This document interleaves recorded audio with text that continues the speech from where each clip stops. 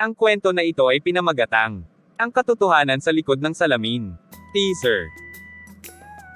Ching May, isubmit mo tong mga files na ito kay Mrs. Moreno. Ching May, punasan mo ang bookshelves, madumi.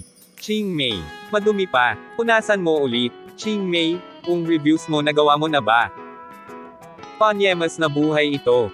Wala na akong narinig kundi puro pangalan ko sa Book Lovers Club na ito. Ako lang ba member dito? Ang sabi sa isip ni Ching May. Akala ko kapag pumasok ako sa club na ito puro basa lang ng libro ang gagawin, hindi pala. It's a hellish club led by a demonic president, Juan Carlitos. Ano na naman president? Naiirita kong sagot sa kanya. Wala lang, hindi pa kasi kita natatawag simula kanina, ngisi niyang sagot sa akin. Demonyo talaga, monster talaga. Basagin ko sa lamin nun Ang mahinang bulong ni Ching May.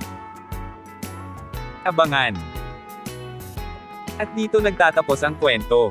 At huwag kalimutan like at share ang aking video. Mag-iwan na din ng komento. Pakipindot na din ang subscribe button kung nagustuhan mo ang video na ito. Hanggang sa muli, paalam.